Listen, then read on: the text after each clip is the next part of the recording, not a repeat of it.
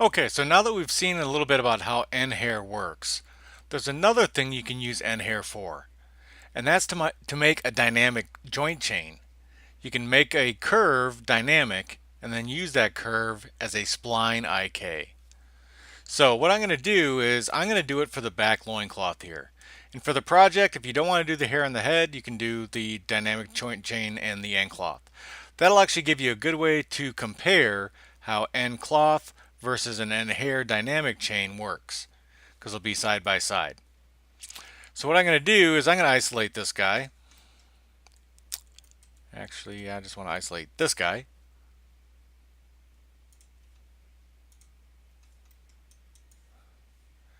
And then what I'm going to do is I'm going to create a joint chain here. So I'm going to go into my side view, or my...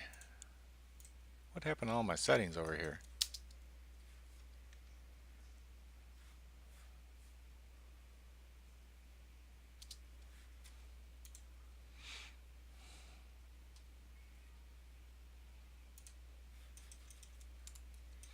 There we go. And I'm going to create a joint chain.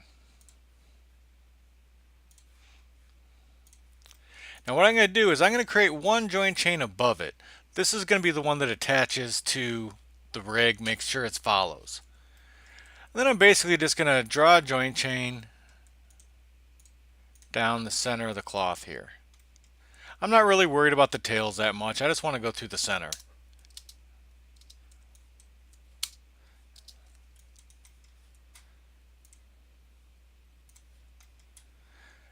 So I'm just making kind of a basic joint chain going down the center of the character. Now this top chain, I want to follow the rig. This is going to be the base that makes everything follow. So I'm just going to grab the hip joint, grab the top joint of the joint chain, and just do a parent constraint. And now what I want to do is, let me go ahead and isolate this now. Why is my isolate not working?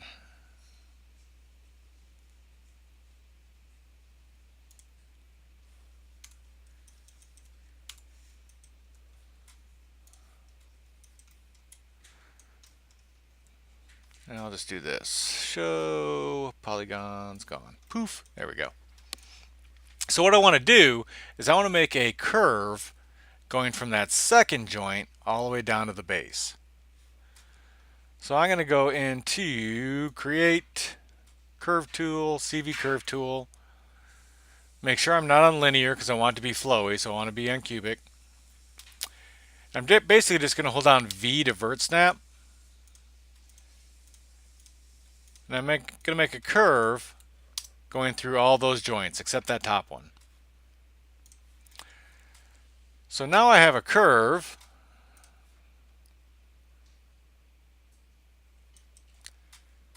God, what's going on with my panes? So now I have a curve going down through the joints.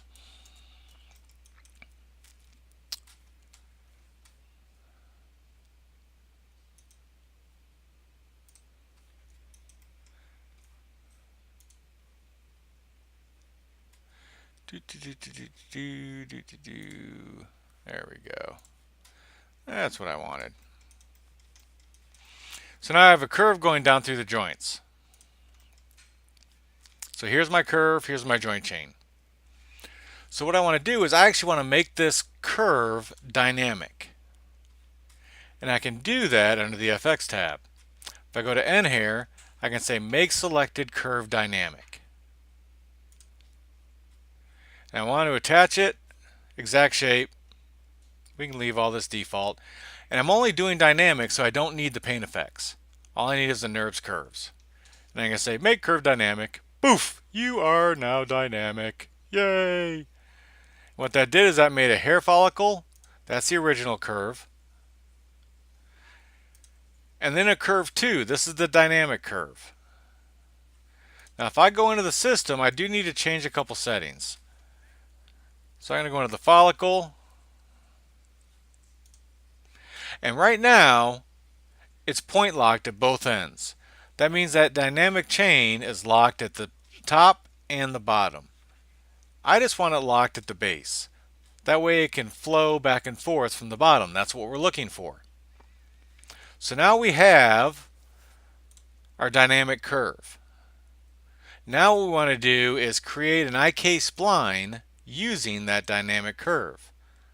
So I'm going to go into skeleton, say create IK spline tool, and I want to make sure by default it's going to make its own curve and do all this other cool stuff. Well, we have our own curve, so we want to make sure all that's unchecked, but we want to snap curve to root. Then I'm going to click on the start joint, click on the end joint, and then command click on my curve 2, that dynamic one. That's going to make that joint chain dynamic. Why did you jump so far? I'm going to unparent this for a second. There we go.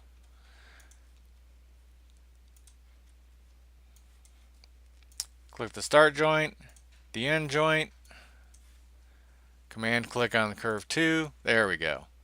It was trying to snap it up to the base, and we don't want that. This is going to be the control guy. But now we can reparent it. So now that joint chain is dynamic, and I need to go back into the follicle. Okay, it's still at base, so we're all good to go. So now that is dynamic, that joint chain. If I hit play, you'll see it starts to fall. Yay, I'm dynamic. I am awesome. And now I can go back into my perspective, and I'm going to bring back my geo. And I have polygons hidden, don't I? There we go.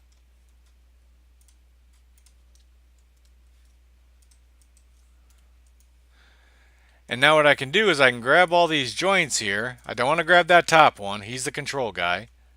I can grab all those joints, shift select my cloth, and go to skin, bind skin. And now you see that cloth is dynamic. Ha ha ha. And if we switch over to our control rig,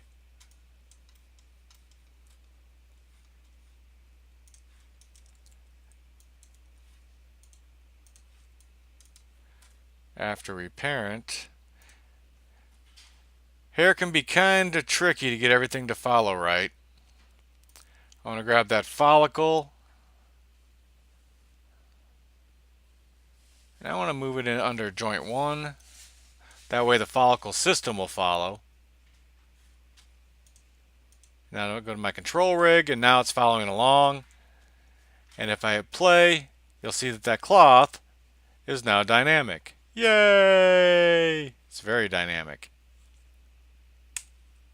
Stop. Stop. But it has those same settings that we used in the first one, in the bound one. So I can go into that hair system, and just like I talked about earlier, we have that start curve attract.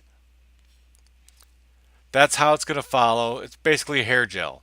So I can adjust how dynamic-y I want it through there. Then I can also go through and I can say I don't want it to be stretchy.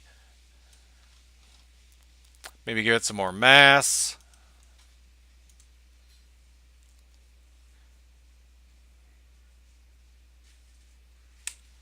We're starting to get there. And it does have those same properties too if I wanted to.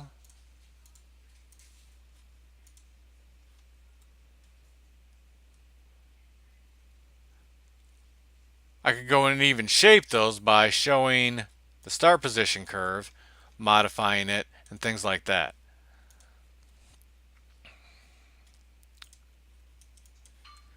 But I can go in and I can kind of mess around with all the different things. Where's my hair system at?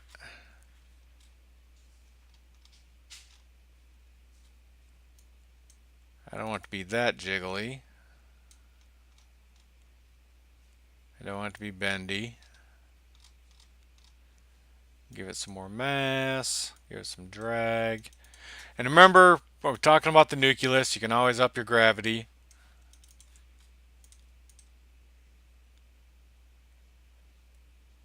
and we get a different effect for that end cloth piece.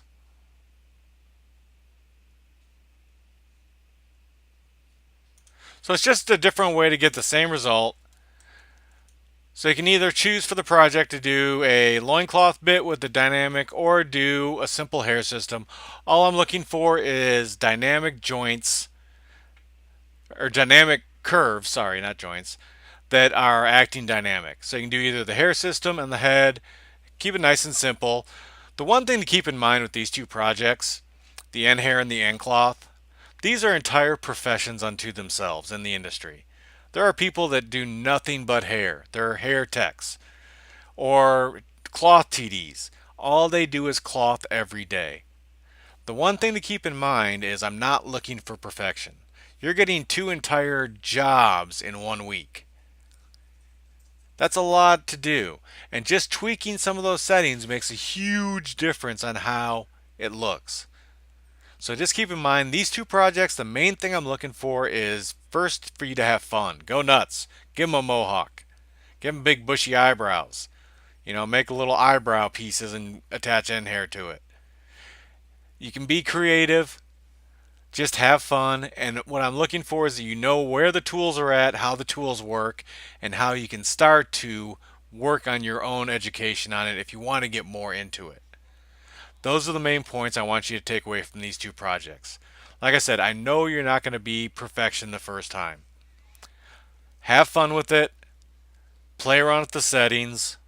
Those are the main things I want you to take away from these two projects. Cool, cool.